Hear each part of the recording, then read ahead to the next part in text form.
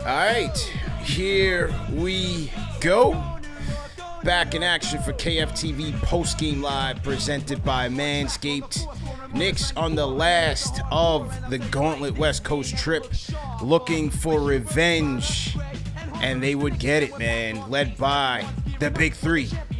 Jalen Brunson, the floor general, the point guard, with 34 points. RJ clapping back, 25 points. And Julius Randle with 25 as well, man. Knicks Big Three had it going all night. They hold OKC red-hot three-point shooting offense to a reasonable night. And Knicks defense came to play, man. Good bench play. Solid effort by their supporting cast. And the Knicks get a nice win, man. Salute to everybody in the chat. Hit that thumbs up button for you boys. 129 to 119. Knicks get it done, man. So after a lot of turmoil going into this 5-game road trip, Knicks finish this thing off 3-2 and get back to MSG at a 500 record. Let's get it going, man. KFTV post-game live presented by Manscaped. CP the franchise, Alex Rotaro, the Stratocaster on the ones and twos. Al, how you feeling, man? You know, Knicks end the road trip 3-2, as you mentioned. It's nice to have the week starting on this after my Jets and one particular Zach Wilson just crashing down in flames. So I'll take this, man. I'll take this as a nice 500 record going to the Thanksgiving week. Let's go. How you doing? Let's get it going, man. I'm doing all right. You know, fresh off the plane from San Fran. Had a great weekend in San Fran. I'll talk more about the event and all the festivities that went on this weekend. But overall, you know, solid win to cap off a road trip. This is the last one of a grueling 5-game road trip. 3 different time zones, 5 different cities, obviously. It's not easy to win these games. You know, mentally, physically, you're tired. You're ready to get back home, get back to your own bed. You're on the road against an OKC team that put in work on you just a week ago, put up 145 points. You had guys coming in struggling like RJ and IQ, and they bounced back strong. I thought RJ set a good tone early in this game. I thought he was pressed in a little bit. You know, four turnovers in the first quarter. You could see the anxiety of him trying to really bounce back strong, but was still scoring the ball. Still went 4 for 4 early in the game. Finished with a solid, efficient night, man. 25 points, 10 of 16 shooting. I thought Julius, you know, each guy kind of had their turn at getting it going. I thought Julius's time was really in the second quarter when the Thunder, they threw different guys. Kenrick Williams at him, Jalen Williams, and you just saw these guys are just way too small for Julius Randle. And Julius was just having his way with these guys. He got most of his stuff going in the second quarter. But then, get Taylor 2 halves, when OKC started making their run, it was the closer, it was the floor general. Jalen Brunson was once again phenomenal tonight, bro. Phenomenal. 34 points, 14 of 20 shooting from the field, 9 assists. He's only missed 2-pointer, came with about 4 minutes left in the game. That's how lights out he was from the mid-range. Brunson was phenomenal. And so, you know, the big three leading it, that was a good job by them, man. 129 to 119. What you think of, let's start with, you know, Brunson, RJ, Julius. What do you think of the big three tonight? I thought we got great performances from the big three tonight. I mean, Barrett, solid bounce back game. He had 6 turnovers for this one, but it was nice to see that he shot the ball efficiently tonight. 10 for 16, went 3 for 4 from downtown. He got you 25 points, got you 8 rebounds, 1 steal, got you 2 assists. I really like that one that he had to Jericho Sims. I really like that alley. That alley was ferocious. That was pretty fire. Ferocious. That was fire. I thought it was a good game for RJ. You know, he was been struggling this entire road trip, even before then too. And you have the broadcast, everyone talk about the sickness. That's not an excuse. When you're out there, you still got to play well. There's no reason why you should be playing well even while you're sick. If you're on the court, to me, gotta make plays. You gotta still be productive. You still gotta be productive. So tonight it was good to see that he had a bounce back game. He desperately needed it. And then you go on to Julius Randle. I thought Julius Randle had an awesome game tonight, man. Yeah. You know, typical Julius game where he made some like questionable decision making, but overall solid, strong rebounding, man. Yeah, 11 boards. He took advantage of all the mismatches, as he pointed out. Got you 25 points. He was a +8 tonight, 9 for 16. more efficient shooting, even 2 for 6 from three. Got to the line. He did everything he needed. But Jalen Brunson, man, the closer, the catalyst of this team. When you needed him most, he had 11 points. He had 11 points in the first half. He then started to get activated in the third quarter, got you 12 points. Fourth quarter, got you 11 points. He had 23 points in the second half. Yeah. And on the broadcast, they noted he did not miss a two-pointer until 2:45 left in the fourth quarter. That's how effective Jalen Brunson was tonight. He got you to the line. I was a little terrified when Mike Muscala fell on his legs, man. Yeah. And I didn't know we were about to lose another point guard because we already lost Derrick Rose for a little bit. Right. We need Jalen Brunson to steer this ship, but excellent performance from him tonight. Got you 9 assists as well. I thought Brunson was great, man. Him being able to just pull the entire team together and just keep everyone calm and collected. Can't say it enough, but it's so important. And tonight you just see why, because when you need to turn to somebody, even when RJ Barrett was in the fourth quarter and you had IQ and McBride as the other two guards out there, you saw RJ didn't really have the playmaking. He didn't know where to go with it. He gave it to Obi with a little seconds left on the clock, and Obi had to put up a prayer. And then right after that, you saw McBride came out. They put Brunson back in, and that's who you needed to close this game. So solid game from the big three overall. I love what I saw. Yeah, I think that was the next point I was going to hit, and that to me was pretty much the turning point in the game when the Thunder were trying to close in on it. They started the fourth quarter off down by 9, and RJ, he had a shot clock turnover. He did have the one to Obi that there was a shot clock turnover. So there was like 2 back-to-back turnovers that kind of RJ needed to make quicker decisions with, and he kind of missed the mark. And I thought Thibs did a good job going to Brunson there, taking McBride out. Even though McBride had it well, we'll talk about the bench after this, but I thought Thibs did a good job at that moment, feeling where the momentum could have started to turn a little bit, especially off of those turnovers. You give OKC a little bit more life. He goes to Brunson at that moment at the 10-minute mark, takes McBride out. I thought that was a great decision, and Brunson started cooking, man, and taking us home. So that was definitely a solid job. As you said, they had a little scary moment later in the game when he goes up for a layup, and Mike Muscala lands on his legs. That was kind of awkward and scary, but he ended up gutting it out and finishing the game. So definitely good job by him. Going to the bench, I thought Quickley, man, I gotta tip our cap to Quickley, man. Quickley was solid tonight off of the bench. Another guy that's trying to rebound off of a tough shooting stretch. Quickley finished with 18 points. 18 points for Quick. He had, I'm trying to pull up Quickley's numbers here. Hang tight. Quickley had 18.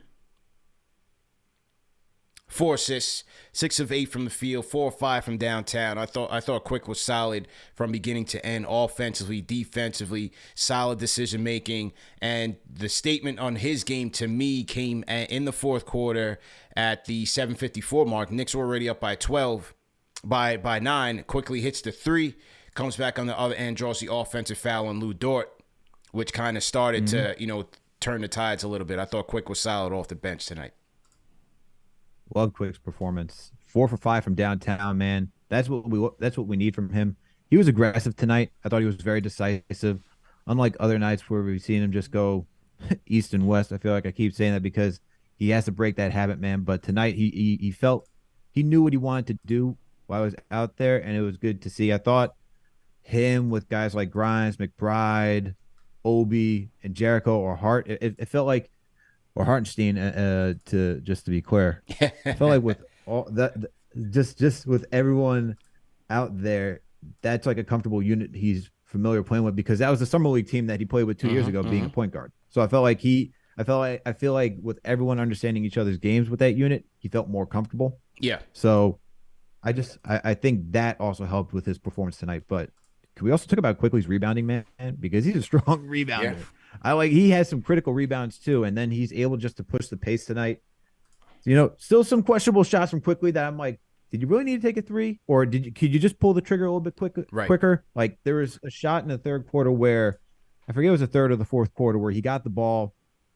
He had a clear open shot, but then he pump fakes and sidesteps. He still knocked it down. I was like, all right, at least it went in, but I thought you could just put it up right then and there. But solid performance from Quickley. But what did you think about what do you think about Quentin Grimes though? He's back, man. You know, I've been going for a couple of days, and as the leader of the Grimes Hive, I was happy to see him be back out there, starting yesterday in Phoenix. 8 dimes. He was swishing and dishing out there. 3-pointer's not back just yet. You know, he's slowly coming back. He's getting his feet under him. I thought tonight he was attacking the basket fairly well. You know, a couple were contested, a couple were blocked, but he was still aggressive. I like that. He gave a good shot against SGA. Obviously, he had a couple of bad fouls late in the game. One was questionable, but one he was like, how can Shai Gilgeous-Alexander? There was no need to do that when OKC was already in the penalty. So a couple questionable decisions. But overall, I think Grimes has been looking good, man. I think Grimes has been looking good.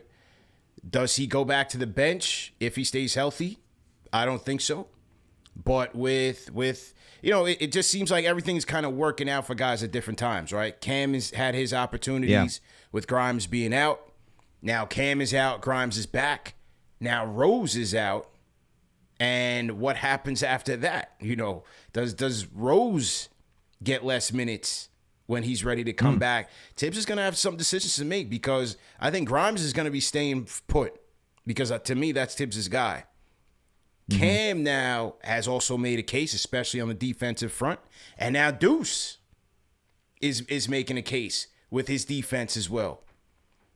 So where does Rose is Thibs' son. That's his man, bro. What happens there is going to be very, very fascinating to see. But overall, I like how Grimes is looking so far. I like how Grimes has been playing too. You know, I like his. It's just nice to have a high IQ player back out on the court. He set screens for everybody. It doesn't matter who it is. It could be a guard. It could be a forward. You see him setting screens for Julius Randle. You see him setting screens for Jalen Brunson while he's out there. I like stuff like that. You saw how Brunson found him cutting off ball for that easy slam. He knows I like that he's able to cut. He knows how to make the swing passes. He is just such a high IQ basketball player. He knows how to jump the passing lanes, everything. I'm just happy he's back tonight. Yep. I just love having him back out on the court because it's defense. It's just awareness that has been much needed for this team. His shot will come around. You know, a second night in a row where he's gotten 4 for 10. He's not afraid to shoot the ball, which shouldn't be. We need more shooters out there. You just need to see the 3-point shot start to fall, but I think that'll come along with time. But what did you think? Because Steve Papa wrote about it today. He said he's been healthy, man. He said he was healthy for about 2 weeks. Yeah, he's ready to go. What do you make of that whole situation? The whole thing was just puzzling to me, man. It was just from the start of them starting him in Philadelphia when he didn't even get time to kind of ramp up into the rotation. And all of a sudden he's out again. Then he's getting like garbage time minutes. I'm at the Golden State game. He's getting in garbage time. Yep. It just didn't really make sense, but it once again points to the decisions that need to be made with this rotation. And from night in to night out, you just don't know what you're going to get from certain guys, whether it's Cam, it's a D Rose, sometimes it's IQ, sometimes it's RJ. You know, the whole team outside of, say, Brunson and maybe even Julius. You know, you just don't know what you're going to get from certain guys, but Thibs made the decision to cut down the rotation.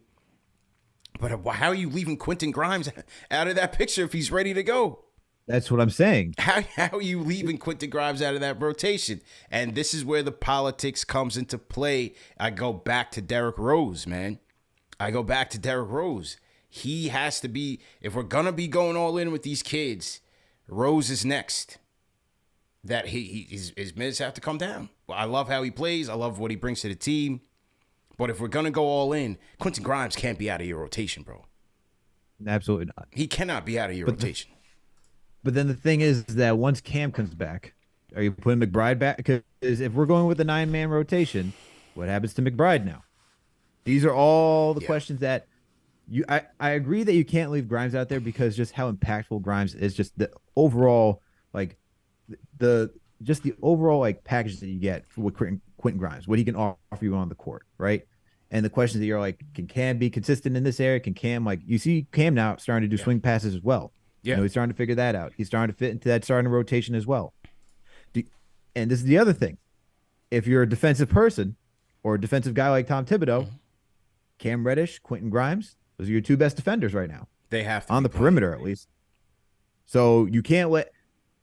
I'd like to see that rotation, honestly. I would like to see Brunson, Grimes, Cam. I'm not saying starting. I just like to see it at some point. And at some point, yeah. Yeah, and at some point where it's Brunson, Grimes, Cam, Randle, Obi, whoever, and Mitch at center, or even Sims. That's an interesting rotation. Because if you go with Obi, you can run full court with all those guys. Right. I think, first off, you're absolutely right. Those guys should be in there together, and the amount of impact that they can make on the defensive end, forcing turnovers, would impact this offense tremendously. You know, in terms of getting out, and you mentioned putting Obi in there, getting out and getting easier buckets. For me, although I've liked how McBride has looked in these past few games, and he's playing hard, and he's trying to fight, IQ's playing good defense as well. So if Brunson is going to be commanding most of the minutes at the point anyway, you get IQ backing him up, playing defense with that unit. McBride almost becomes a redundant piece when Cam comes back. So to me, when you shorten that rotation, you put Cam in there, and McBride and Rose kind of have to figure it out. Now, on the flip side to that, the opportunity cost is if you're going to put Quickley out there as a backup one, then he needs to have, be a facilitator also. So you're kind of taking Quickley away from... back out of his element. You're taking him back out of his element. So it's a trade-off. It's definitely a trade-off. But I think the defense is more important. Having that defense is more important. You should be able to get enough offense off of that bench between Quick, Obi, Cam, Sims, whatever he's contributing. You should be able to get enough there where, you won't lose that much. But I think defensively, it's way too important. Cam can't come out of that rotation. I think for even if you have IQ as the backup one, if you have Grimes with him out there, because we saw some playmaking. Last game we saw Grimes do a lot of playmaking. When he drives, he's able to do those dump off passes pretty well. I think if you have Quickley and Grimes as a tandem backcourt, I think it kind of evens itself out playmaking wise. Because I look at Grimes and I see his handle has gotten better. Yeah. And he's going like behind the back, between the leg. He's knowing when to drive and to attack. And if he can do that as well, I think you still can get by with Emmanuel Quickley as that not traditional point guard, but you can have essentially two combo guards, kind of somewhat what Derrick Rose and Emmanuel Quickley were doing, like when you had them year one, but obviously more so within the playmaking hands of Derrick Rose. But I feel like that could kind of even out if you have Grimes and IQ. You just got to figure out how to stagger the rotation so that way you get that. Yeah. That's the only thing. No question, man. It's fascinating to think about. So to everybody in the chat, once again, hit that thumbs up button for you boys. What do you guys think about that? Join in on the conversation. Call us up, 657-383-1509, or hit us up on the KnicksFanTV Discord. CP and Alex on the ones and twos. 129 to 119. Knicks get revenge on the OKC Thunder and go 3-2 on the campaign. Later on, we'll talk about some of the ramifications and the impact of this trip.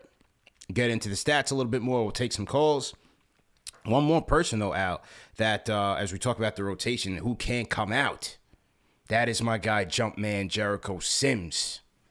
Another solid night tonight. 6 points, 7 boards, a block shot for Sims, 3 of 5 from the field. Mitch came back yesterday. He's hurt again. Left today's game with a sore knee. Did not return. You have that 3-man center rotation. Hartenstein's been getting a little less minutes, a little bit less impactful. Yep. Sims can't come out of that rotation, bro. He can't come out of that rotation. Can't. He's such a high flyer, too. It's almost a carbon copy of Mitch, I found it interesting that we still saw a 3-center rotation even when he was back. I get first game, Mitch was back. You wanted to ease him in, bring him off the bench. That way you didn't have to put a lot of pressure on him. He starts tonight because Thibs just knows he needs that rim protection. But part of me still feels that you should have still let him come back in like slowly because you Mhm. still have Jericho Sims. I understand Hartenstein is not the guy that is going to be your true rim protector. Although he had two solid blocks He today, did I'll on give him that. He Shea had two solid blocks Gilgeous-Alexander. today. Two key blocks in the Yes, second half. sir. He had two big ones. Um, but you can't have Sims out of that rotation, man. He's just No. so important, and you just see that he just offers a different dimension. His ability just to climb the ladder, man. He makes it look real easy. Yeah. You need somebody out there like that, and he's strong. The one thing that, and he's getting better at boxing out. Today, there was a play where RJ, what was it? It was what was it? Brunson was I think when Brunson found RJ for that alley, Jericho Sims was boxing out, gave RJ the clear runway to Mm-hmm. go slam that down. It's stuff like that where you're Mm-hmm. starting to see the small cues that Jericho's starting to pick up in those situations where he's fine, man. He's a good center to have out there, and he needs to get more playing time because he does offer a lot to this team. He's coming along very well in year two, man. Just looking more and more comfortable out there. Got a chance to see him in the Golden State game. I thought he was solid there as well. He's just made his presence felt, man, and just doing all the dirty work, hustling, getting on the boards, doing exactly what they need with his minutes and being very efficient with it. Look, I understood why they went with Hartenstein. I liked the idea of him in terms of what he could bring to an offense as a backup center, not as anything crazy, but I just liked kind of that balance that he gave the big man unit. But then you also signed Mitch. You had Sims there who was making a case for minutes even late last year for sure. And now now you're closing with Obi at the 5 too at times. Obi and Yep. Julius are getting some of those minutes. Or, I mean, Julius at the 5, but, Obi's getting in there for one of those guys as well. Right. So it's very crowded with the front court as well, man. It's very crowded. And another thing to that Thibs has to decide on, and it could just be a game-to-game thing as long as the season goes on and you have Mitch in and out with injury. But this is the thing we knew about Mitch, right? We knew that injury was going to come at some point Yeah. for Mitchell Robinson, not because we wanted to, but we just know because this is his history being in this league. Going back to Hartenstein, like I think if we just it irritates me watching this offense sometimes because we don't set everybody up to use their skill sets to the best potential every single night. Mm-hmm. And for Hart, right? Like I look at him and he's a good passing big, and he had a good pass today to Obi. Obi just couldn't finish the layup. Yeah, He couldn't finish it. yep. But we haven't seen much of that since against Memphis, where we don't see the short roll, him looking for guys, and there are guys who can cut. When you have Grimes, you have Cam who can cut, who's now he's now getting better at cutting. Yeah. And then you also have Obi. Why not do something Not where using you him. get Hartenstein at the time, like high post, find somebody cutting and just let him facilitate that way? Because that's the whole point. We had a guy who can, on some nights, shoot threes. You have to respect his game. He's got a good floater. He can work from the mid range. Why not use that dimension of his game to make it even easier on offense? And we just don't see that on a consistent basis. So now we have to put him in a position to be this rim protector, which he's not. Right. And it's just frustrating because, I've been thinking about this. I want to know your thoughts. What if you have, like, because Obi's improved his handling as well. Mm-hmm. Why don't you do like a pick and roll with Obi and Hart? Something like that. Just that would be interesting. It's just like you said in the Memphis game. We saw it. Yeah. And even in the preseason training camp, I thought that they would have gone to that more because of I Hart's passing ability. Because I was saying, that tandem is going to have some potential. But as you said, they just don't seem to be using Hartenstein in that way. And you're just not seeing that as much. But I think the potential is It definitely just doesn't there. make any sense, man. Yeah, I think the just potential is doesn't make any definitely there, sense. man. Yeah, I would just like to see him involved more on the offensive side because I feel like there's something lacking there. And there are nights where you just see the second unit struggling. Even once we lost Rose yesterday against the Phoenix Suns, that's where you look at Thibs like, okay, what's this in-game adjustment that we can go to? It's not that we lost a facilitator. We actually do have a facilitator. It's Hartenstein. So, like, Figure out how you can get these guys open. Do a pick and roll. Do a pick and roll, like run a pick and roll with IQ or Hart, right? Or Yeah. just like and just let Hartenstein get the ball, or just like figure out how to feed it to him. Have Quickley just somehow maneuver and just get open on the three. Just figure out different ways to get guys involved, man. And Thibs always preaches positionless basketball. Well, why not use the five as a different? And the thing is that he had Joakim Noah who did that. Yeah. Out in Chicago. Right. So I don't see how we can't use it here. Right. No question about it. I think those are great points, man. So to everybody in the chat, once again, let's get those likes up. Hit that thumbs up button for you boys. Knicks win 129-119. Let's get to the phones here. What the people got to say. Will Latimer kicks us off. Will, how you feeling, man? CP, Alex, how y'all doing? Good, man. What's going on? Good. How you doing? All right, man. I'm straight, man. Still there? I can't complain. Yeah, I'm here, man. I'm here. Okay. Yeah. What do you want to talk about tonight? Real quick, yeah, man. I just want to say, we had a good West Coast trip, 3-2. We came off of 2 back-to-backs on the road. That was good. Can't complain about that. But real quick, 9-9, man. We inconsistent, and that's because, like you said, we don't know what we're gonna get from our guys each and every night. Right. The only consistent one really is Brunson. Yeah. You know what I'm saying? If we get that consistent play from RJ and Randle, I don't know what's up with that guy. But anyway, man, if we get consistent play, we'll string some wins together. But 9-9, that's what we are right now, because Brunson can't be the only one. The closer, the starter, he can't do it all, man.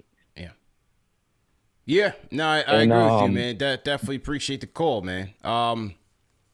Look, that's just where we are. I thought this trip would have been a lot tougher, especially the way that they got into the trip, losing to OKC in the way that they did. There was a lot of doom and gloom, as we like to do around here. But to start the trip off, winning in Utah against the hottest team in the league by record, they may not be the best talent-wise, but they were certainly the hottest, and on the road, and you get an impressive win there. You go to Denver, no Jokic, I get it, but still a tough place to play. You get an impressive win there on a back-to-back. Those are 2 solid wins. You go up against the champs. It was a letdown game. They didn't have it. Champs blitzed them out the gates. Didn't have it. Phoenix. Yeah, I thought that was an impressive win by Phoenix. No CP3, no Cam Johnson. I mean, the guys they were throwing out there, they were still out of the next league with that win. But to come back here and you win this game and you go 3-2, come back home 9-9. I think that was as good as you can ask for from this team based on how they went into it. For sure. And look, they beat OKC also off a back-to-back. Like, they lost in Phoenix. They all looked out of it. Outside of Brunson last night, right, or yesterday afternoon, everyone else looked out of it. And for everyone to come back tonight and win the second game on a back-to-back and not the first game, granted, it's the Phoenix Suns. Monty Williams does a great job over there with them. You just see that Devin Booker came alive in the third quarter. And it's just tough when he starts to hit his shots. And campaign was also really good yesterday too. Yeah, campaign was incredible. Yeah. But nah, man, I thought it was a good West Coast trip because before that, look, Knicks got demolished on their home court by OKC, 145 points. Tonight, now he go into their arena, put up 129. And they played good defense tonight. Yeah. They played with a lot of energy. And that's something that Wally has been talking about on this trip, where when you play guys like Phoenix and the Warriors, you have to come with that energy. This team is not a team that's going to shoot everyone out. They have to play tough physical defense. That's what happened when they got to the 4 seed a couple seasons ago. And that's the same way they're going to have to continue to play in order to stay competitive if they really want to make that play. But with even that, there's still a lot of questions on how you're going to consolidate this roster, because it's just confusing. Yeah. Once everyone's fully healthy, you can't have, like we talked about, you can't have Grimes out, you can't have Cam out. I still think Derrick Rose can be important to this team, but I understand if you want to go young and you want to say, hey, let's get McBride in there. Let's figure out other ways to get everyone else involved. You got Jericho Sims. He's going to need minutes too. what is the next move for this team? And I what are your thoughts? Because before, when you went out to the West, when you went out to San Fran, Yeah. we got the reports of Derrick Rose and IQ that the Knicks are considering trading them. They're taking phone calls. That's essentially what that report was. What are your thoughts about that? So, as I stated in the chat, when I was at the Chase Center, I was in the Chase Lounge. Just getting a cocktail and some eats before the game. Just making myself comfortable. Shout out to Jake Cal. Shout out to Jake Cal for rolling the red carpet out for us. I did see Worldwide West in there. Leon was there as well. I did. I sent my regards. You know what I'm saying? You just kept the business. We didn't have any meetings or anything. I can't go that far. But no, but I did hear that, and to me, it's not to say that, because I did go out on Twitter and said, look, the roster needs to be consolidated. Pick up the phone. All offers need to be listened to and on the table. I'm not advocating for Quick to be that guy to be traded, but they have to make a move. They have to make a decision, right? Is it going to be, are they going to pull it back? As I said, when they signed Brunson, they still need to pull it back. Trade Fournier, trade Rose, find a way to trade Julius, because I think they're capped out ceiling-wise with Julius. Or are they going to put the chips in the middle and try to make a move? I don't know if that move is out there for them after Donovan Mitchell. You know what I mean? Embiid's not out there. Booker's not out there. Actually, they have no shot at SGA. So what is the real move that they can make that's really going to push them up? To me, I don't see it. Do you think it's more likely that they should just peel back and sell low then? Yeah, I think it's more likely they peel back.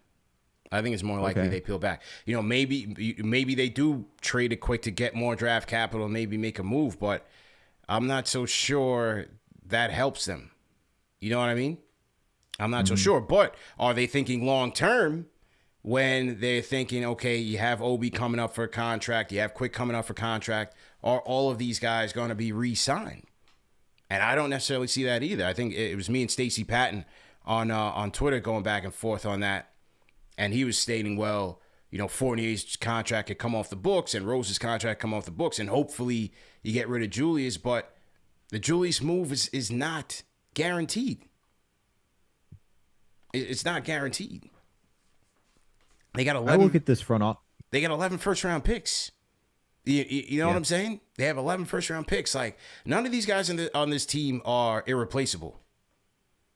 I said that the other day about Cam. None of these guys are irreplaceable. So they have to think, okay, is it worth tying our cap up with a role player on this team, or do we just go in the draft and get a replacement if he's there? Mm-hmm. Yeah. Chris LeBron and I, when we were doing the show last night, we got a question: is anyone on this roster untradeable? And we both said no. There's no one that's not untradeable on this roster.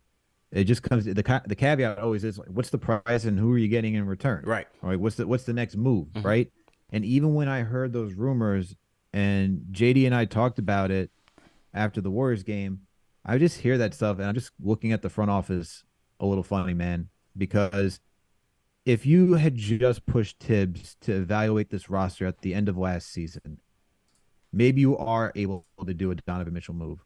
Maybe you are able to see, and not saying that, I'm not going back and trying to live like hindsight's 2020, what you can do and anything of that nature. But if you get more information on these guys that we have on this roster, you're capable of making a trade when that type of situation arises. And the fact that we're now hearing, oh, well, potentially we'll trade Quick, like D Rose, sure, I get trading D Rose. When I started hearing Emmanuel Quickley, I'm like, well, he was in trade rumors for Donovan Mitchell this summer. Right. You have him, RJ. You're starting to see Cam produce. You're starting to see you now get Quentin Grimes back. And you just start looking at this roster and you're talking about making decisions and who you got to keep. Like, it's not only Obi and Quickley for next season, it's also McBride. McBride's contract's up next season too. So where's he at in this whole situation? He signed a 3-year contract. Right. He's a second rounder. So when you start looking at I start looking at the front office saying, where's this alignment that we have with the coaching and everybody? It keeps coming back to the front office saying, where is this decision making coming from? Because we're just moving quickly to get rid of Quickly and now get an asset, and are we going to use that asset? Are we going to draft somebody? How are you going to use it? Or is this just more? Yeah, or is this just getting more capital for a future potential trade to upgrade to get star talent that we don't know when or whenever it's going to happen, and we're just now getting rid of players that are solid role players? Because if we're just doing that with no real clarity of where this team is going, that's just now we're just stuck in kind of even more limbo than where we need to be to begin with. And I just need the front office to say, hey, let's go in this direction. Choose a direction right now. Do you want to go young? Do you want to try to continue to fight for this plan and make a reputable name, and then hopefully, you find that star they could trade for, and that the other team actually wants to do a deal with you, and they're not trying to swindle you, or looking for that New York tax, as we heard this past summer, because that's the other things you got to keep in mind. Or you're going to try to build internally, try to draft that star, because when you start looking around throughout most of the league, you can't buy a championship. It's not like the Lakers who got lucky with AD and LeBron where you can buy a championship. Most of it's built through the draft. You look at the Warriors, you look at the Spurs, you look at even when the Celtics, even though they didn't win, they still made it because they had it. It was on talent that they drafted. The Milwaukee Bucks, they got Giannis. Yeah. You start looking at all these teams that have won multiple championships or had some sort of success. Even with the Toronto Raptors, most of their depth, even though it was draft Kyle Lowry and Kawhi Leonard, Fred VanVleet, Pascal Siakam. We're talking about guys that they had internally that they've developed. And I'm looking at the Knicks that they had to do the same exact thing. So they got to choose a direction, man, because this is just hearing these trade rumors is just mind-boggling, man. Where are we going? What's the thought process? Big facts, man. Got to choose a direction, man. Let's go to B More on the Discord. B More, what's going on? Yo, what's good? Let me get right into it, man. How you feeling? Jalen Brunson, you are king of the mini-midi. You the mini-midi king, man. You small, but that midi is fire, boy. All right. RJ, shout out to RJ, man. I've been on your side, man. Still believing you. Never stopped. Good stuff. Got myself. Julius, all right. Julius, you remind me of Anakin Skywalker, man. You don't get your way and you just go off the rails. And today was terrible, man. You just went execute Order 66 on everybody. Bro, you just rub right into Obi. You got that shoulder bump on Obi. RJ's trying to dap you up at the fourth, and you just brush him off too. And he's going off the court before the game's over again. I'm like, bro, what happened to your meditations, man? I just saw that, man. Everybody going conspiracy theory on Julius tonight, man. I don't know, man. It's the 5th game of a road trip, man. It's trying to get home and get up out of there, man. I don't know, man. I don't know. I can't make excuses for him, but I try not to read too much into the film, man. I try not to, man. I ain't trying to read. I'm just saying what I say. I say what I see. I mean, the dude's attitude's a problem. That's all I'm saying, man. You got to stop acting like Anakin out there. All right, appreciate it. All right, man. Stay up. Let's be more on the Discord, checking in from Hawaii. I saw that, man. Everybody's going in. Julius body language and blah, blah, blah. I mean, the guy dropped 25 and 11 for his team, man. What do you want him to do? Celebrate and throw water around? Throw confetti? Man, I want to go to the locker room, every night, man. He should be bringing... Look, man, everyone's been sick apparently on this team. He should be going back into the locker room and getting tea for everybody, green tea, some chamomile, make sure everyone goes to sleep nice and whatnot. He definitely did grab some tea or something in the Golden State game. Yeah, we saw that. Yeah, he walked by us. He didn't say what up to me. He didn't say what up. It's shocking. Nah. I'm surprised that he didn't want to say hi to you. Yeah, he didn't say what up, man. It's all good, Julius, man. I'm here to support, man. I'm here to support. All right, let's get back to the phones. Let me go to Max from the Bronx. Max, what's going on? Yo, CT Alex, listen, boy. How you feeling? I'm on big Bronx energy tonight, bro. Let's go. I've been watching. Listen, I've been sick, right? Mm-hmm. So I'm watching these fraudulent Knicks fans, these wannabe toxic boys. You know who I'm talking about. Oh, right? And yeah, no, I told homie we could do the fan. What's it called? The duel with the fans that you used to do. Yeah, we could do that. Battle of the fans. Oh, he wants a battle of the fans. Okay, go ahead. That man been living off that Randle nonsense. Like Skip Bayless been living off Baker Mayfield's good season with the Browns 3 years ago, bro. Like, get over it. All right, wonderful. You predicted something good. Okay, bro. The way these fans turned on RG when he was clearly sick, it was clearly sick. clearly something was wrong, right? Okay. It's disgusting, right? I don't rock with that. I think that's trash being a fan. You know what I'm saying? Like, bro, and even Randle, right?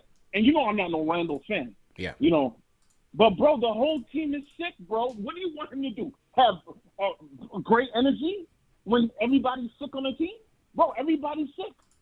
So stop looking for body language in a win, bro. They won the game. Bro, we were supposed to do either be 104, 104, or 0-5 on this trip. We were 3-2. Now we're coming back, and we got the Blazers without Lillard. We got the Grizzlies without Bane and Ja, and we got the Pistons. We could be 3-0 next week, right?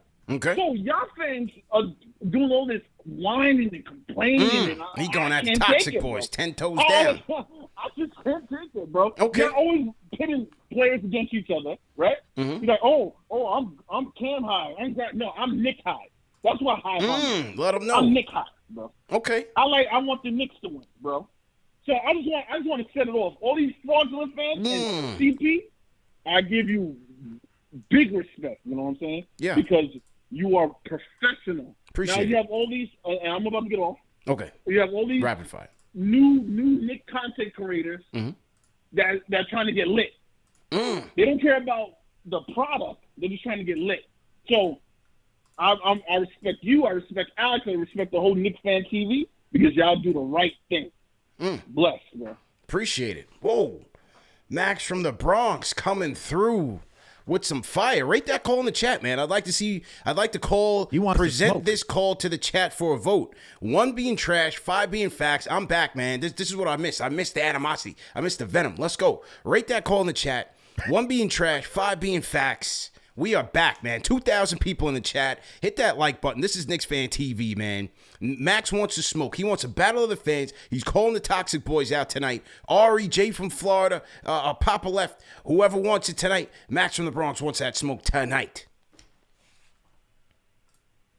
Rate that call in the chat. You are hyped. You brought out that wooden spoon. Like, let me stir this sauce real quick. Hold on. Listen, man. I had a blast. I was having a good time in San Fran, but I have to admit, yesterday was a little odd not being able to do post game or even watch the game. I missed a lot of the game yesterday. So I was kind of like a fish out of water. You know what I mean? I was kind of fidgeting around. I didn't know what to do after the game. You know what I'm saying? I knew you and Chris are going to hold it down because we got a great team. We have a great team. You, Chris, JD, everybody. You know what I'm saying? Appreciate it. But, I didn't know what to do. So Max kind of brought me back tonight. He brought me back into it, man. You don't even look tired anymore. You got energized off of that. That was it. That was what you needed. I'm telling you, I was up at 5 a.m. West Coast time, jumped on the plane, came through. But, okay, so the reactions are pretty mixed right now. Reactions are pretty mixed. We've seen some 5s. We've seen some 1s. Seen some tomatoes. Hot dogs, some tomatoes. Yeah, okay. Max from the Bronx. Look, man, they were definitely sick. RJ was definitely sick. Julius was sick as well. I think the only thing with my issue with the RJ situation wasn't necessarily with him, but it was more so with Thibs. I just felt like if he is indeed sick, why force it when he clearly didn't have legs, especially earlier on in the trip? Shots weren't falling. Playing heavy minutes. You had Grimes and even to a lesser extent Fournier when he needed offense in certain times.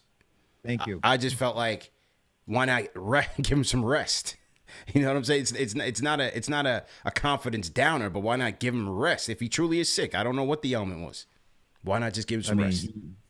You were completely out of it, man. For the beginning of this West Coast trip, and you see when you start when the report by Papa comes out and you see that Grimes has been healthy for 2.5 weeks, whatever it may be. And to me, I'm like, so Grimes was able to play the beginning of this week, and your guy who's clearly sick, doesn't have any legs whatsoever, and is just putting up stinker after stinker after stinker, legitimately average 3 under 30% performance games from the field, and was just pressing to find something just to get some rhythm going.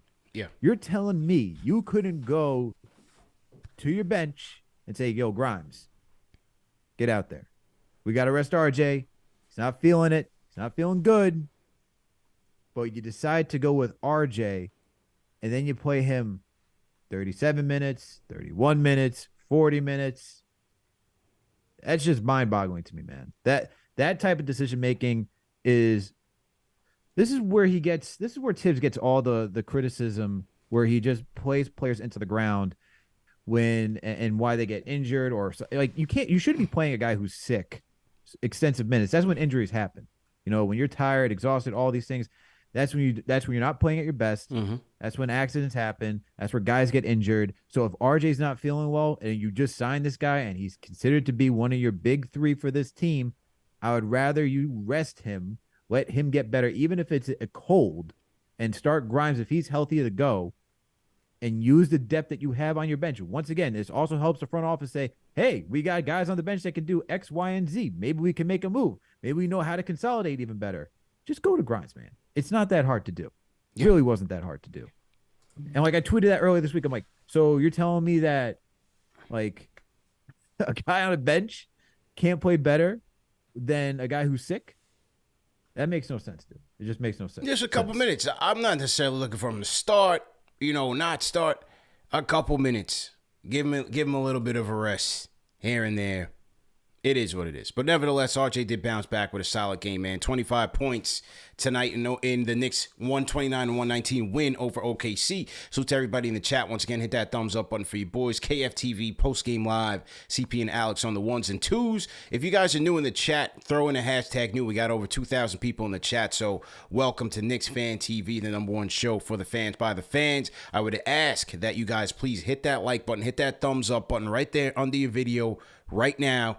And share this video. Share it on Twitter, Facebook, wherever it is. Text somebody. It is what it is. Every new viewer counts on this show. So make sure that you guys are always hitting that like button and hit that share button whenever you come in to watch the show. Also, the show is presented by Manscaped. So make sure that you guys are supporting our sponsors. Go to manscaped.com. Enter promo code KFTV for 20% off plus free shipping. Okay, we'll take another call, and then we'll take a look at some of the numbers, man. Let's go to Benji from Manhattan. Benji, what's going on? Hey, what's up, CP? What's up, Alex? It's been a while since I called you guys just because of the West Coast games, but great trip, man. I mean, if you had to rate it 1 through 10, I think this is like a 8.5 or a 9 trip. I can't recall a trip like this in recent memory where we've had a winning record. So tonight was a huge win, man. Who cares about if Julius almost brushed Obi on going to the bench? Who honestly really cares? If they lost the game and Julius had a bad game, fine. You want to point that out? That's big deal. But Brunson, man, heroic performance. I'd be really curious to see what his field goal percentage is on those fadeaways in the lane, man. I mean, it must be incredibly high because he's shooting pretty low from three, but he's as Breen said, it's like a mid-range masterclass, man. Oh, yeah. Incredible performance tonight. Muscala falling on his leg, and he gets right back up. Like, this guy is just tough as nails. Incredible performance. I thought I Hart was good tonight as well. It's been a while since he's played a good game. He was pretty good. I really like that play where he was falling out of bounds and, like, swung his hand up to try to get the ball. That kind of epitomized type of player he is. So, yeah, man, I think this was the best-case scenario. Like a lot of like the previous caller, I'm kind of tired of all this negativity that I see on Twitter about the Knicks, man. Like this is a big time win that we haven't gotten in previous years. So I think we gotta take it in stride. And looking at the schedule ahead, I know we're playing Portland without Dame and probably Memphis without Ja, but the schedule doesn't really ease up, which is kind of interesting. So we still have a lot of tough games: Cleveland, Atlanta, Dallas coming up. Gonna be tough, man. So we gotta hover around 500. So great night, man. And then I also wanted to ask, Evan's my guy. It sucks to have him out of the rotation. How do you guys think this is gonna net out, man? Because this is like an unusual situation, right? Like Evan's a class act. I'm not going on a limb and saying that. Like he's handling the benching well. He's not making waves, but it's not like he's an expiring contract right now. So yeah, I don't think this is a tenable situation long term. It's been 5 games where he hasn't gotten off the bench. I mean, it's so early in the season. Like, how is this going to net out, right? Like, the Knicks aren't going to buy him out. No. They're not going to buy him out. I think he's finished until an injury brings him back into the rotation. I think he's finished. I'm sure they're picking up the phones and seeing the best offer they can get for him. Maybe they wait around, see what happens in the league. Maybe other injuries in the league force a trade where a team, a contender or so, is desperate for some shooting, and maybe the Knicks net out a couple of twos, a late first. I don't know. Maybe probably not a late first, but maybe a couple twos at this point. But he's not coming back into the rotation unless somebody gets injured or one of these kids just completely falls off a cliff in terms of shooting. I mean, he's so far on the depth chart. I mean, I guess not that I thought, but there were some that thought that Fournier was going to be back, especially once he lost Derrick Rose and went straight to McBride. Defense. Straight to McBride. Yeah. So I think he's completely out of the rotation. I mean, he's not even getting garbage time minutes.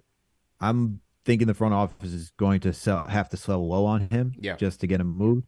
And if you get 2 second rounders, I'm pretty sure that's what Boston did to go get him from Orlando. Mm-hmm. I think that's the same value that the Knicks are going to be able to get as well at max. And I think there's going to be a team out there that is going to have injuries that need someone who can score, come off the bench. And I think he's a good player for that type of role. Looking at the Knicks, we don't necessarily need him on this team because there's just so many other questions that this roster has, and more so towards the youth development. Correct. That you don't need. You already know what Fournier is. If you're a seasoned team that's trying to compete for something, and you need a little more scoring off the bench, and you're able to sacrifice defense because the other guys around him can pick up, then that's the team that's going to probably get a goal. Maybe someone like the Milwaukee Bucks who has good defense. Yeah. Right. Maybe that's someone. Maybe a team like Phoenix who calls saying, "Hey, we need more shooting." These are teams that I'm thinking that may want to call and pick up the phone looking for Evan Fournier if they start missing guys and they need shooters on their team. Yeah, agreed.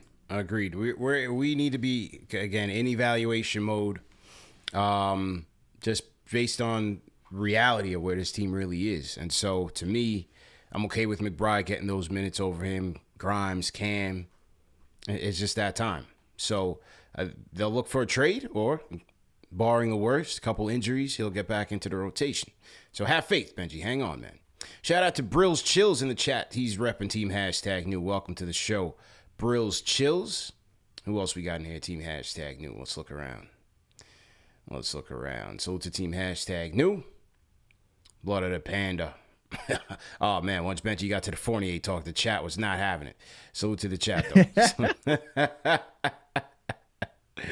Evan to the Bucks, Evan to the Lakers, Evan to Toronto. Yeah. Shout out to Chuck D. Shout out to the Ride Battle, Chuck D, man. Shout out to the DJ Edsy, £5 super chat. Says RJ's the least efficient player inside the paint with at least 500 field goal attempts in the last 2 seasons.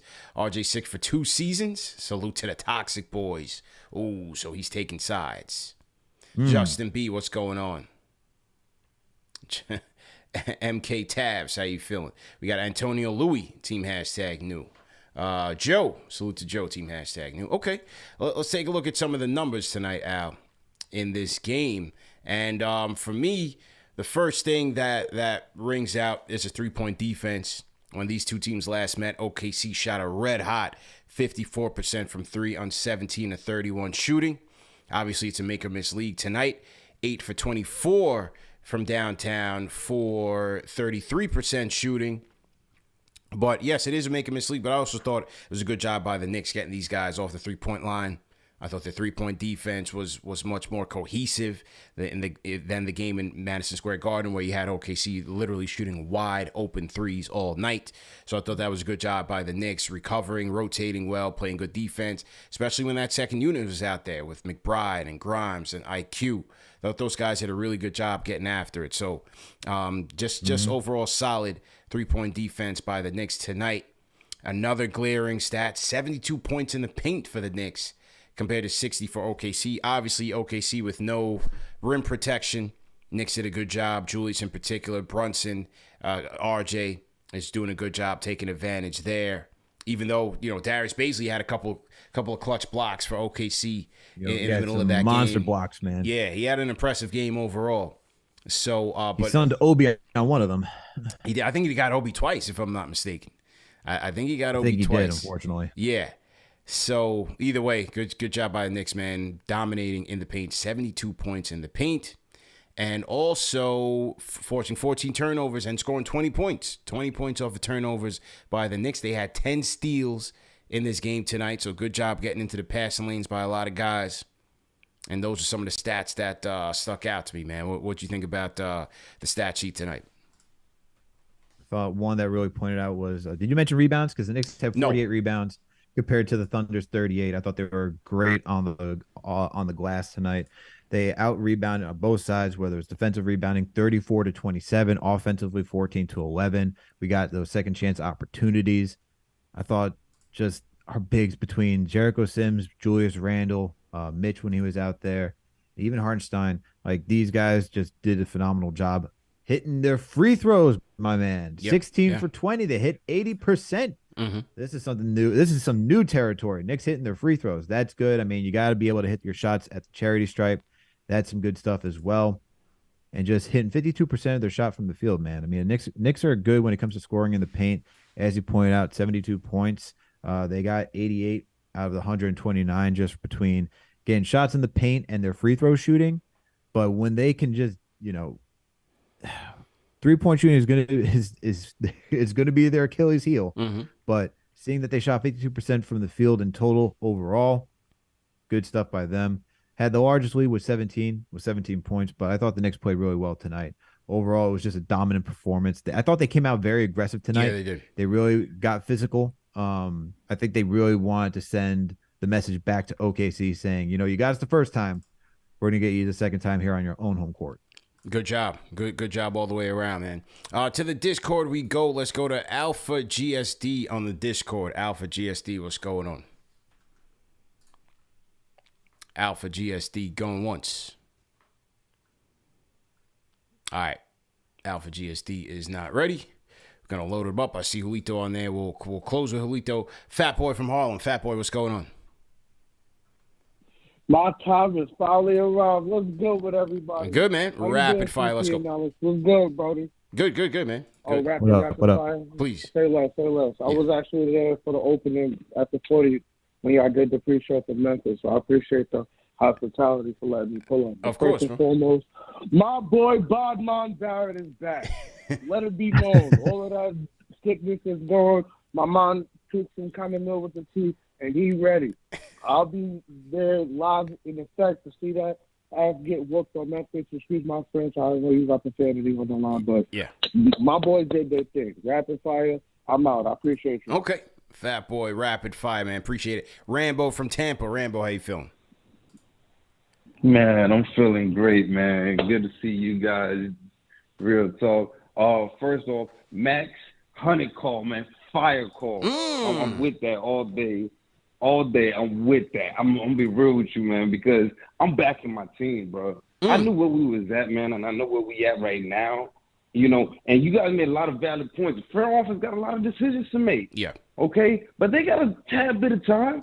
They've done some good things. They haven't done so many bad things. So I'm going to give them that time. But, man, I'm not counting my team out until we mathematically out. I'm rooting, just like Thibs say, you got to play every second. Man, I'm there every second until we can't play. So I just want everybody to get on that. Oh, and the president's not here, but I'm sure he would agree that Grimes will look great in that second unit, limiting Hartenstein's minutes because of his playmaking, letting Jericho Sims play a little bit more in the second unit. I'm just saying.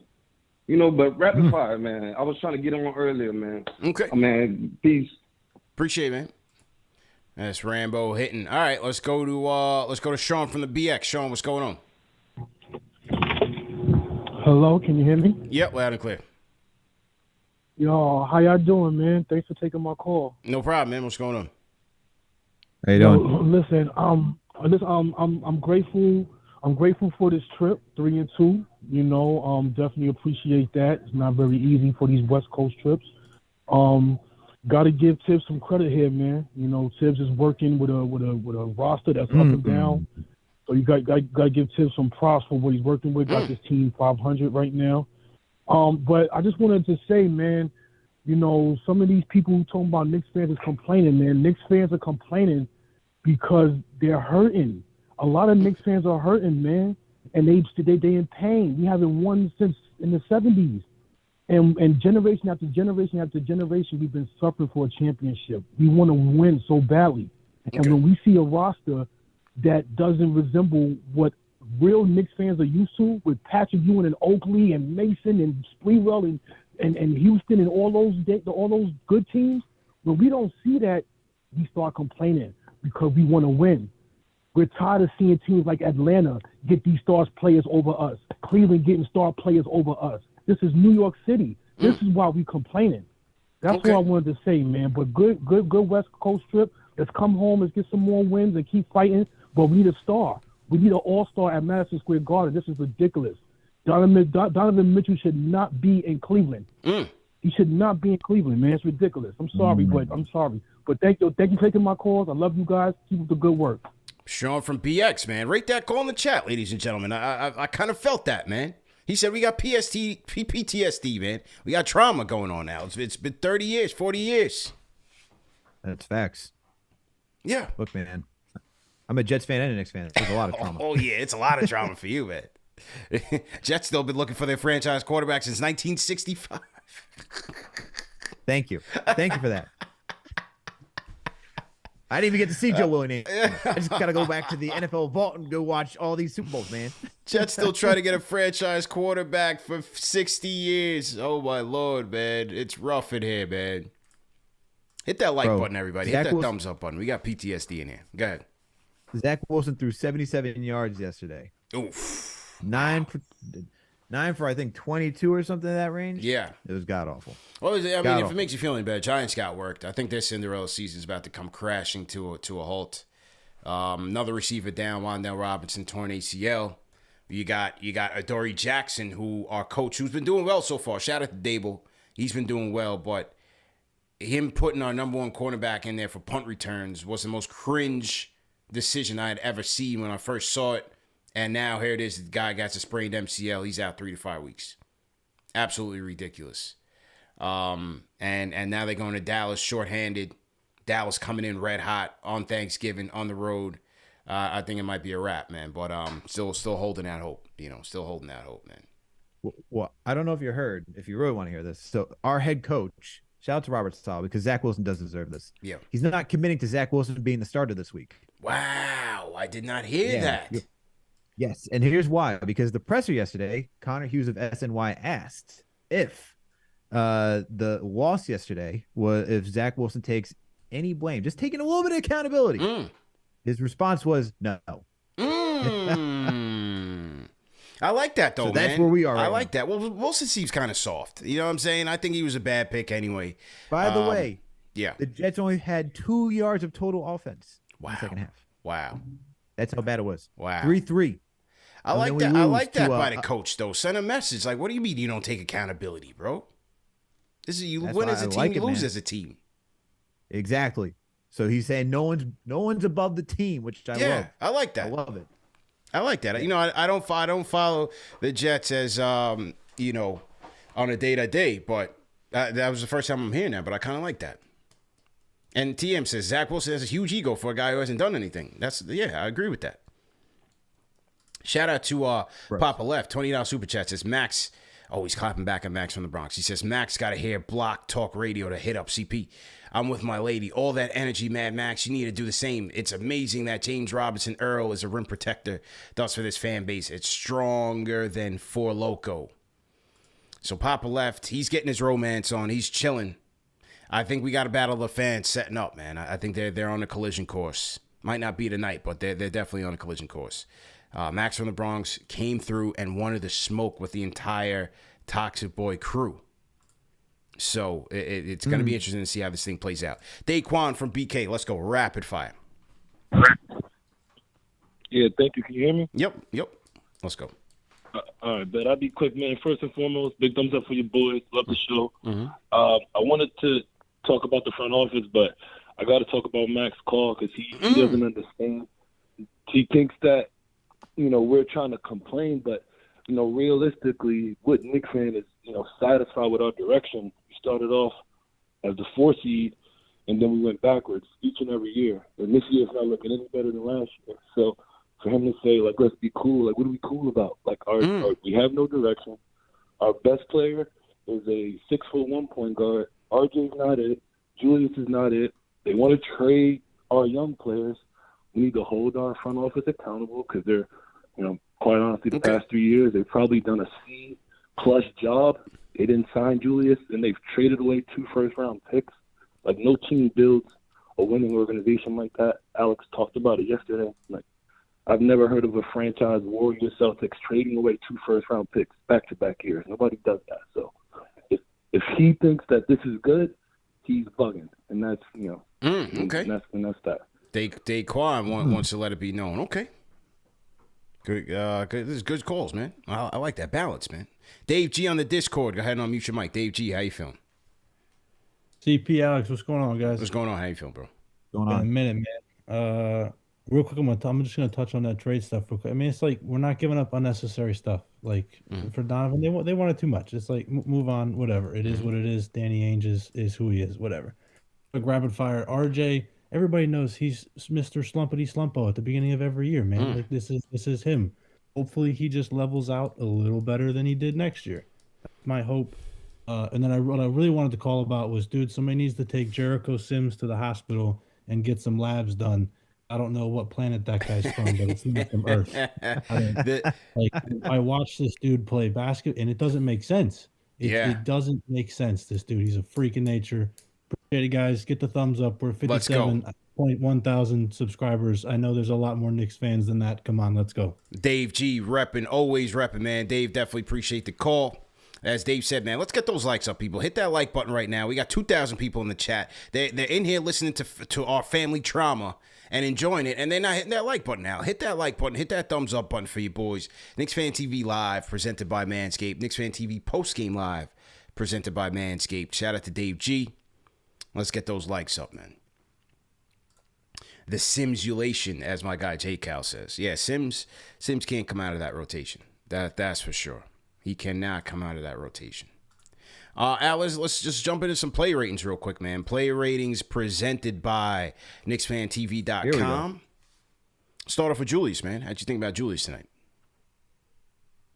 I'm giving Julius an 8 out of 10 rating today. Thought he had a good. Okay. Thought he had a good game. I thought it was solid. Rebounding was critical. Yeah. That's 11 boards. You can't not recognize that. 25 points. Taking advantage of the mismatches. Sure, he had some questionable plays, but I'm going to give him an 8 out of 10 tonight just because, look, he was a catalyst for what we wanted to do. He got going early in the game. I like what he did. He got to the line, hit 5 out of his 6 free throws. I thought he shot, even though he went 2 for 6 from 3. I thought that was good, just trying to stretch out the defense. But hey, I thought Julius played really well tonight. Gotta give him 8 out of 10. I'll give him an 8 as well. What do you guys think in the chat, man? What would you rate Julius tonight, 1 to 10 on a scale? We're doing play ratings presented by KnicksFanTV.com. I'll give him an 8 as well. Especially, I like the way he was working in that second quarter, just abusing these guys. They had no answer for him on the one-on-ones and just attacking the basket. As you said, 2 for 6 from downtown, but I thought he took pretty good shots from there. But most of his work came from within the arc, where he should be operating a lot of the times, especially when he has size advantages over guys a lot of the times, especially playing the 4. So I thought he was pretty good there. And plus on the boards, when we needed it, he got on there. And I think he did knock down a 3 late in that game as well to really close it. So I thought Julius was solid all the way around, man. 25 points, 11 boards, bounced back after a lousy game last night to finish off the road trip. Body language be damned. I'll give Julius an 8. How about RJ? How about RJ, man? 25 points for RJ, 10 of 16 from the field, 8 rebounds. What do you think about RJ tonight? I'm going to give him a 7.5 tonight, just because of the 6 turnovers. He can't be having 6 turnovers. I thought in the fourth quarter he was a little, we talked about, he was a little shaky. didn't know what to do playmaking wise, but look, 25 points, solid bounce back game, 10 for 16. Talk about efficiency, 3 for 4 from 3. Yeah. 8 rebounds as well. He was critical to the rebounding special that the Knicks put on tonight. I thought he did a really good job, but it really comes down to turnovers, man. You can't give teams other opportunities to score on you. So I'm going to knock off a half a point and give him a 7.5 out of 10 for tonight. I give him a 7.5 as well. I give him a 7.5. And it really is because of the turnovers early and then a couple late. He had a couple bad ones back to back in the third quarter where you needed him to make quicker decisions with the ball. A couple of those two ended in shot clock violations, one on RJ, one in Obi's hands. And both of those, RJ should have made a quicker play. He got called for traveling a couple times in this game. Offensive foul as well. So just overall, again, decision-making just wasn't crisp. I thought he was pressing early in the game, even though he was scoring. I thought he was a little too overzealous at some points. Needed to be a bit more under control. But on the flip side, good for him to get a bounce-back shooting night when he desperately needed it. 10 of 16 from the field, 3 of 4 from downtown, as you said. 8 rebounds, which is good, which is where he should be. He should be getting 6 to 8 every night. I believe on the assist side, he should be getting a lot more opportunities. Yes. It's not just about barreling down the middle and trying to force up a shot in the paint. That's why his paint percentages are also so low. Look to make a play because obviously when he's going into that paint, there's at least 2 or 3 guys drawing attention. He's drawing that attention.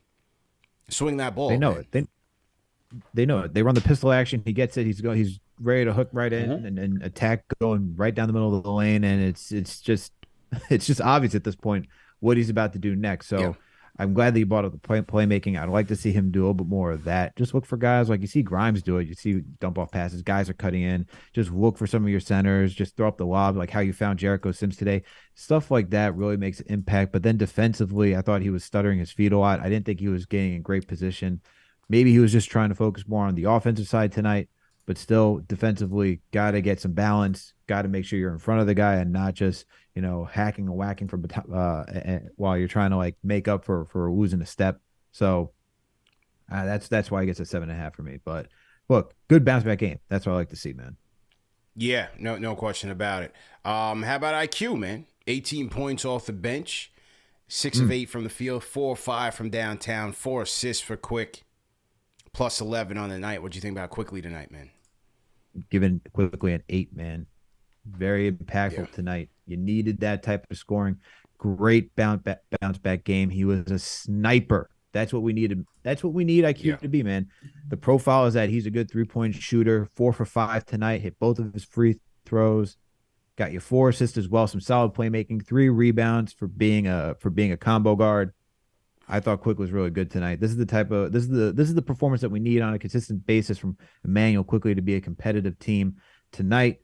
Like RJ, bounces back from a struggling shooting night, and his defense, man, we cannot not acknowledge his defense because when you had McBride, Grimes, and him out there, you just see them just attacking the passing lanes, looking for one another. Once someone got out in transition, it's just they're just ball hawks, man. They're just ball hawks when they're looking to play defense, and whether it's on ball, trailing from the pick and roll, anything of that nature, Quickley's just so good when it comes to that. And we know he can do everything else. It's just getting that shot going. But tonight gets an 8 out of 10 for me for shooting so well. There's a point where he had 12 points in 12 minutes. Yeah, I'm gonna go 8.5.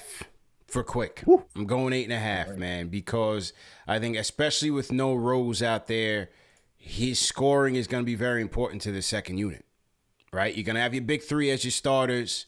We'll see what Grimes can give you, but Quickley has to lead that bench on a nightly basis, especially with no Rose there. He's got to lead that bench and help score. But I thought he played solid on both ends. His decision-making was good. His shot selection, I thought, was mostly good. I thought his shot selection was mostly good. And he was very decisive out there. As again, I point to that play in the fourth quarter. Knocks down the 3, comes back on the other end, trying to draw position on Lou Dort. Draws a key offensive foul. That was a big spot for Quickley. Those were winning plays, in my opinion. And I thought he was just been solid, man. And again, when he needed it the most to have a bounce back shooting night, he got it. So I'm going to go 8.5 for Quick. 18 points. 4 or 5 from downtown, 6 of 8 from the field, 2 of 2 from the stripe, and 4 assists to go with that. So good job overall by Quick. I'm going to give him an 8.5. And let's wrap it up with Brunson, man. Well, what are you giving Brunson tonight? 34 points, 9 dimes for the floor general, 14 and 20, 1 for 6 from downtown. This is a tough one. I don't, because try to hold up. I'm trying to figure out what direction I'll go with Jalen Brunson, because I know we're talking about quality opponents that come out for 10. Although you have Shai Gilgeous-Alexander, who's been averaging over 30 points this season, man. Dude's been electric. It's difficult. I'm going to go 9.5 for Jalen Brunson tonight. Okay. I'm going to go 9.5 just because the Thunder are a good team. They're not in the play-in right now. They're not. They're still on they're still a fringe, even though they beat the brakes off the Knicks at MSG. Yeah. I liked it. It wasn't like other games where I gave Brunson like a 10 out of 10 or a 15 out of 10 where we went in overtime and he was really like just putting on a crazy performance. He put on a performance tonight. Don't get me wrong. Yeah. I'm going 9.5 just because I thought playmaking was on point.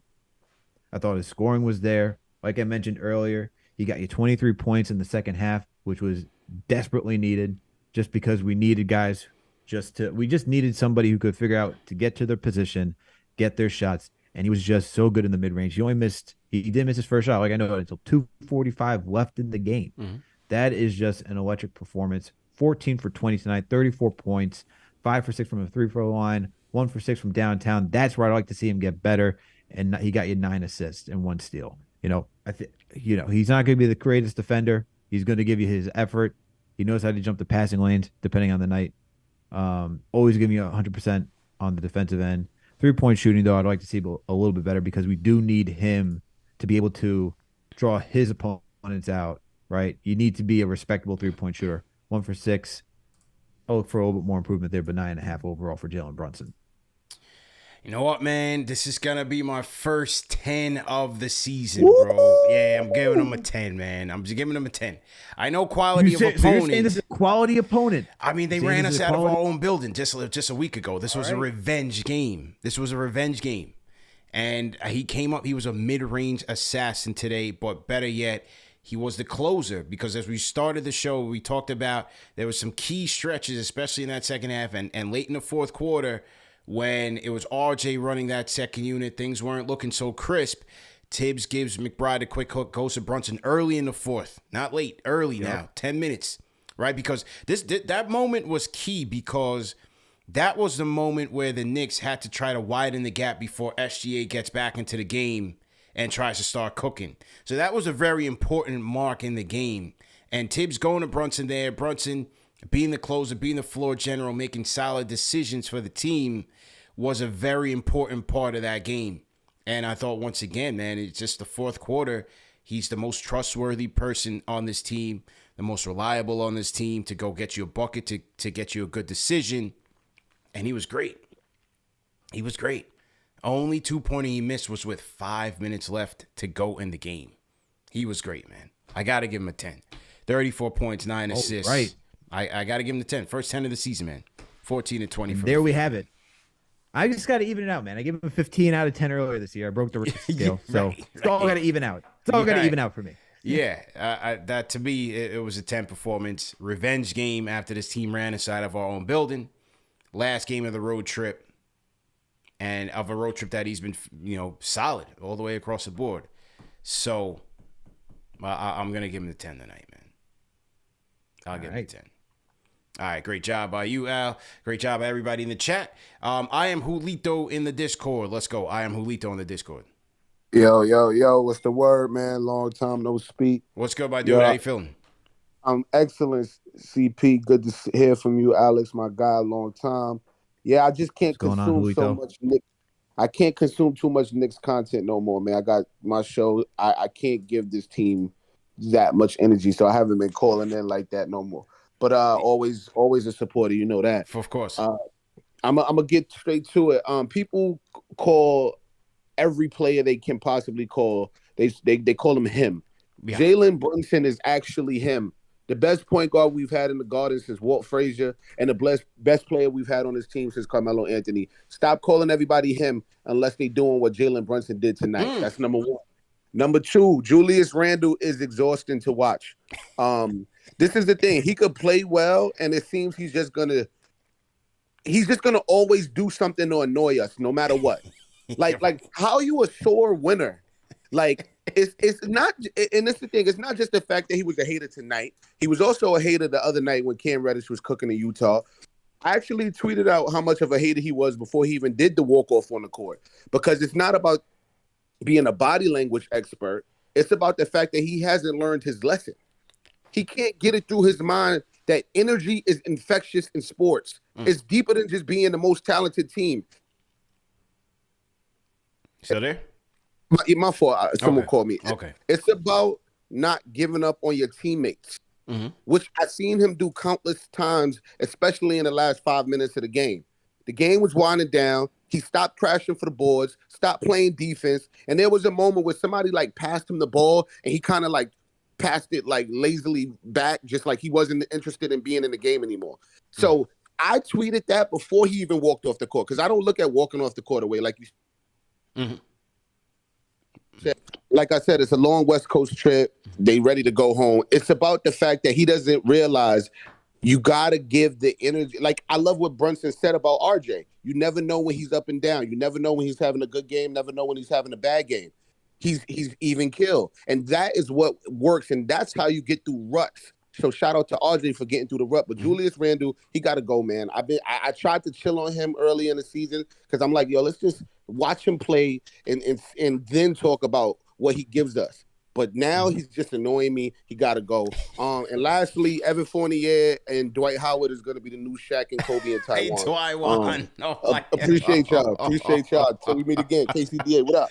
Yo, he's Julito. Salute, man. You already know. He's at 40. He's going to Taiwan, fam. What they say? Dwight dropped like 39 and 45 boards. Oof. Had a mighty have fallen, man. Had a mighty have fallen, bro. Sore winner. That is a new one. Yeah. I mean, look, man. You know, I certainly have my days when Julius isn't performing up to my expectations. For sure. Absolutely. I'm not so sure tonight was tonight. I mean, look, they didn't exactly put the game away in runaway fashion. He can certainly do more. But, I don't know, man. My thoughts on Julius. Say it again? No, I said I thought that was great. Sore winner was like something I never heard before. That was great. Yeah. The thing with Julius is just like I've always said, man, we are capped with him as one of our top players. And that's not a personal thing. That's just it's not saying he sucks. I think he's a talented player. I think he has talent. But I just think this team is gonna go nowhere fast with him being one of the better players on the team. I mean, look, we talked about that with AnthonyMSG. By the way, AnthonyMSG, don't forget about that. Yes. Good reminder. Go ahead. But no, I mean, we talked about with AnthonyMSG on the last Knicks Weekly where we are capped with Randle on this team. Him being your top option, there's a ceiling. Yeah. We've seen that ceiling. So it's nothing against Randle. There's a lot of players around the league in general, who are like that. It's why when you see the greats, when you see players like Giannis, Kevin Durant, LeBron James, there's not a lot of them in that stratosphere. That's just reality. That's just how it is. Julius Randle, talented player. Offensively, absolutely. I thought he's improved his game from when he was down in New Orleans to now.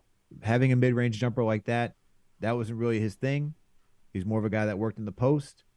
Now he's improved his game. So those are just facts. But hey, it's just funny because I think, there are not, we all have those moments where, come on, Julius, why are you doing that? Why are you doing this? But I'm not going to go down that road, man. It was a good night for Julius. It was a good night, man. It was a good night. But you mentioned something that I forgot to add. And for the people that are watching right now, they're in for a treat because last week on Weekly, or the weekly that we did, the last weekly we did, AnthonyMSG made a declaration, made a promise to Knicks fans if they went 3-2 on the trip. Matter of fact, I'll let the people hear it for themselves. So to everybody in the chat, hit that thumbs up button for you boys. Here's exactly what Anthony said. Wayne Higgs, shout out to Wayne, man. Wayne came with us to our opening night event, and he was at 40-40 as well. He says, relax, y'all. Knicks will go 4-1 in this road trip. Okay. Oh! Hey, Wayne feeling it, feeling the vibes. Where does Wayne live? Hey, I'm not sure. If they go 4-1, I will give him 2 tickets to a game. Hey, Wayne. Well, he's local. He's definitely local. So Wayne, you heard the man. If the Knicks go 4-1 on this trip, he got 2 tickets to the Hawks game. Okay. On December 7th. All right, so Wayne, if you're listening, man, hit up Anthony, man. He's a man of his word. They got to go 4-1 though. 4-1 on the road trip. I may even make an exception for 3-2. But 4-1, you got 2 tickets to the Knicks Hawks game. They go 4-1. All right, there you go, Wayne.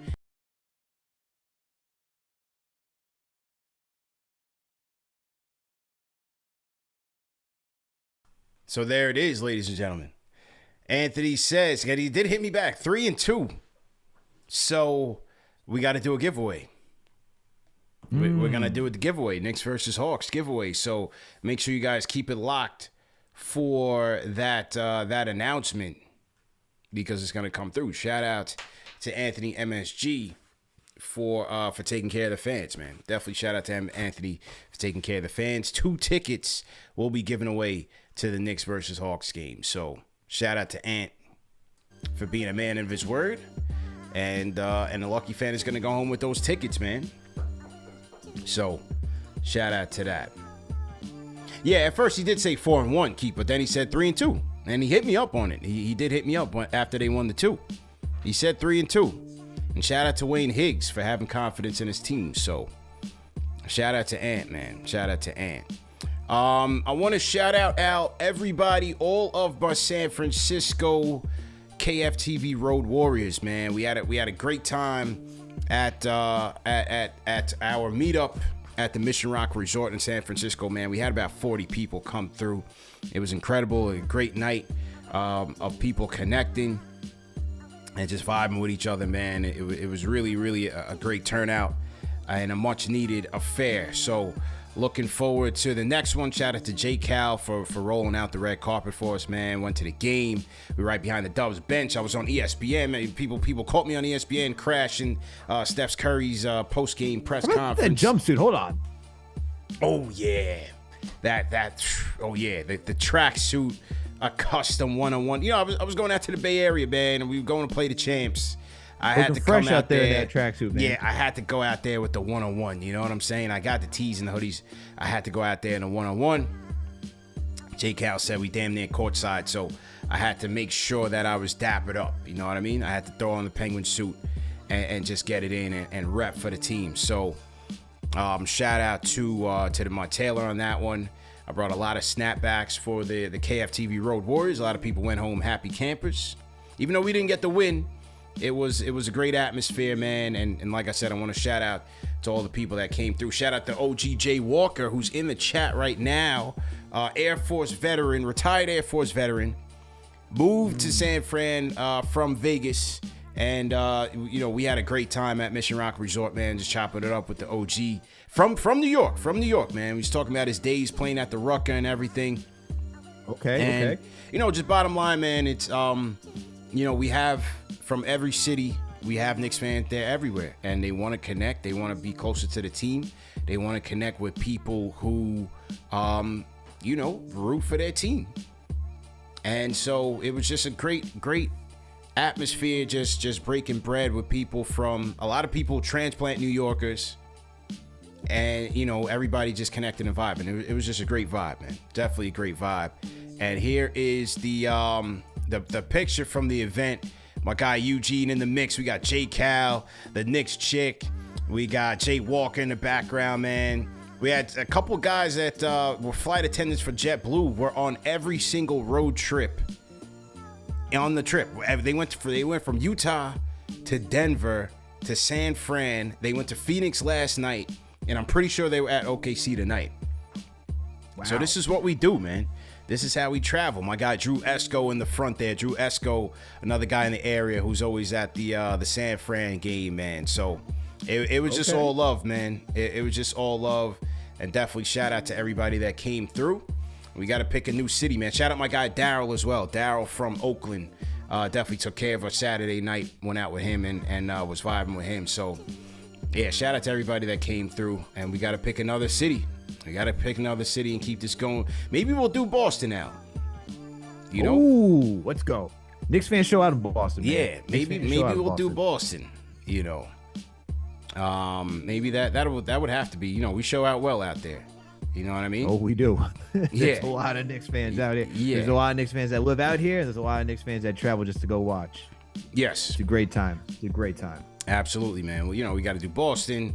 We've done LA, we've done Miami, we've done Atlanta, and we actually got to keep going, man. We just got to keep it going. Matter of fact, speaking of Atlanta, my guy Eugene, and for the people that are watching on the video, my guy Eugene, he's on the far left of this picture, to the left of J-Cal. The way I met Eugene was in Atlanta. Me and Lash, who's in the chat, my cousin, we came down there for the Atlanta meetup for the playoffs. Eugene flew out there. I never met him before. He was a fan of the show. Flew out there from San Fran to Atlanta to come to the game and vibe out with us at the event.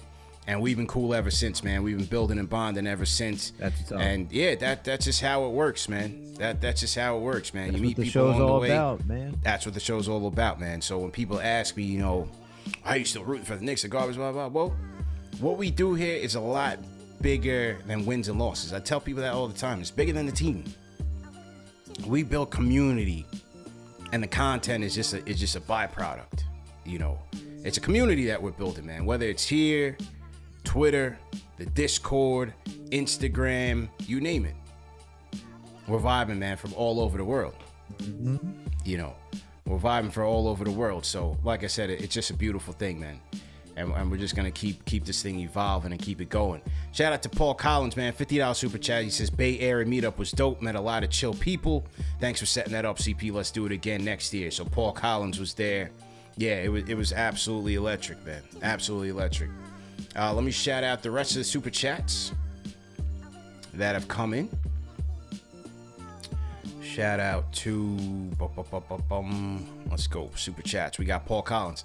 M Tavs says Rose doesn't even get to lead the bench. CP Australian super chat.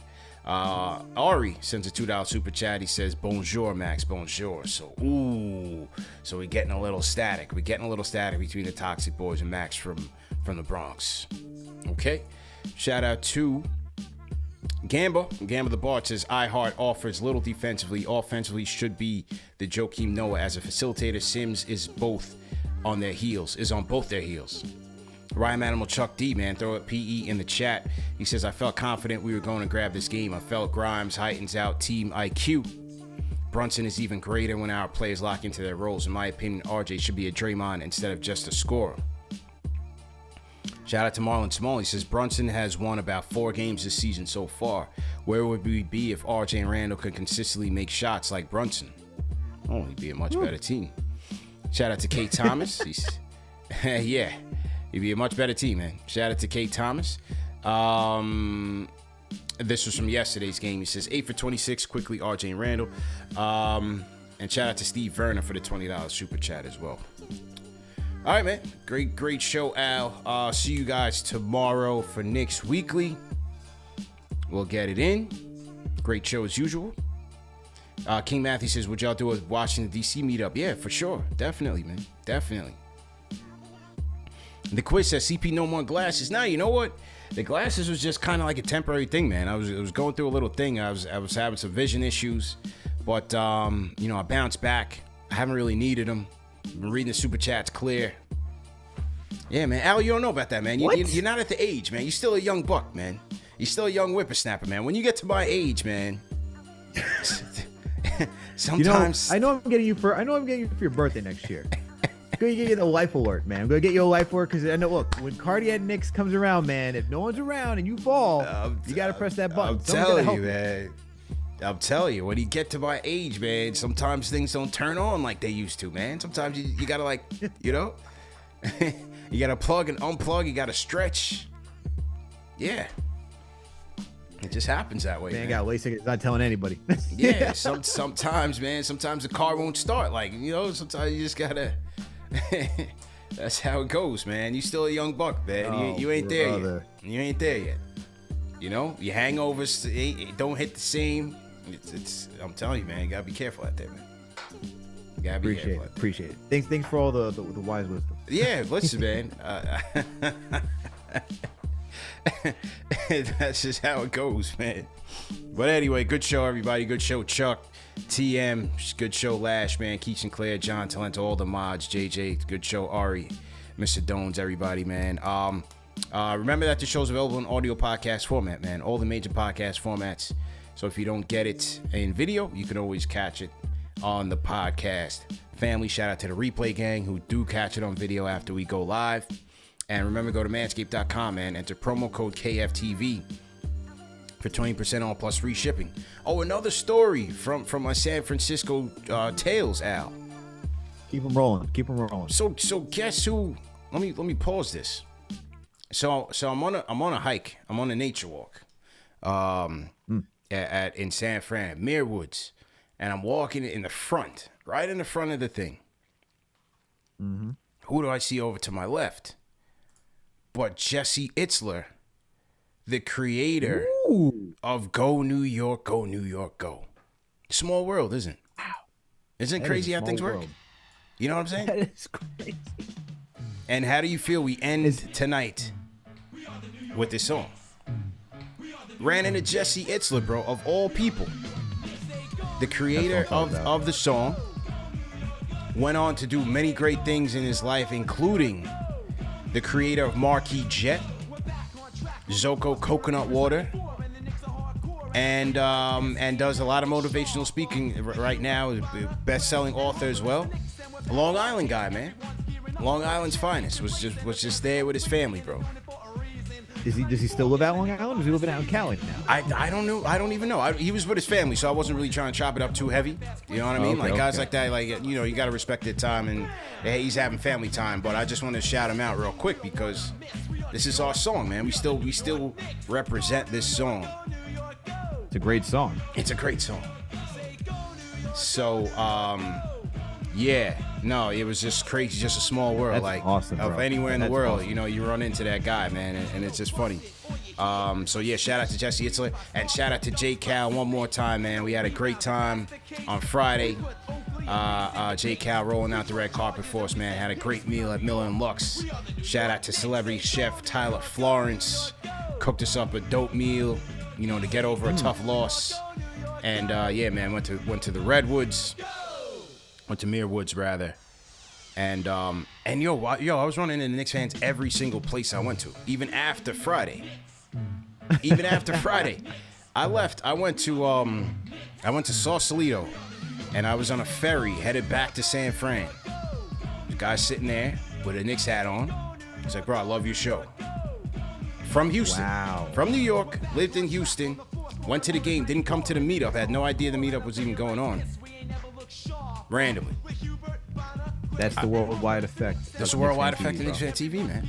I was at Napa. I was at a random winery in Napa yesterday. There's maybe like 10 people there. Guy comes up to me. He's a Knicks fan. KnicksFanTV fan. He's like, yo, man, love the show. Boom, boom, boom. He didn't come for the game. He came a day after that. But, yo, we worldwide, man.